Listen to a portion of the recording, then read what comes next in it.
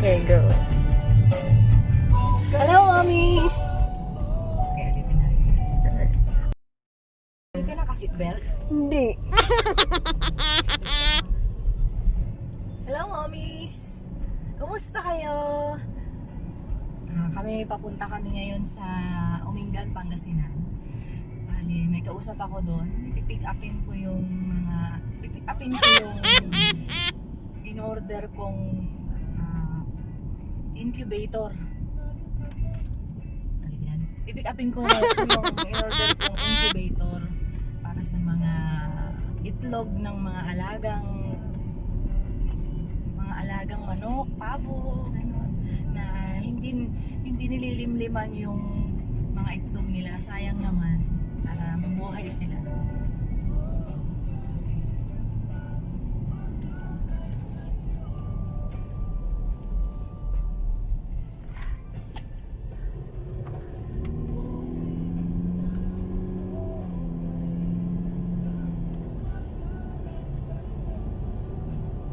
Bali, pick up ang sinabi ko dahil mas makakamura kapag pick up. Kapag papadeliver kasi sa bahay, mas mahal naman. Kung pick up, makakatipid ako ng 800 pesos. So, sayang din, di ba?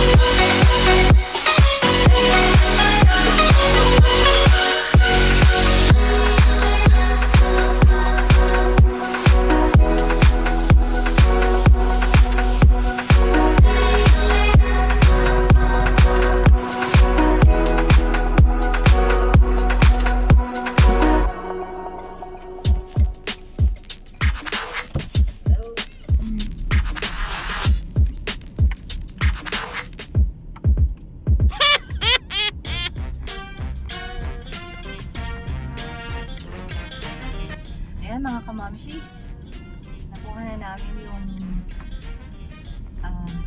namin yung incubator na paglalagyan dun sa mga nilalimliman ng mga inahin.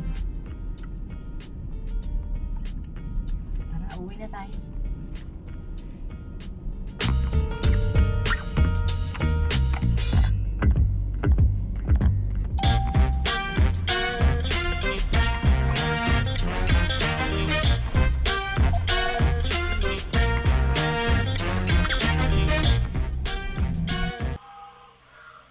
Ito na po yung nabili nating incubator, mga kamamshis. Bale, ganito po siya sa loob. Ayan.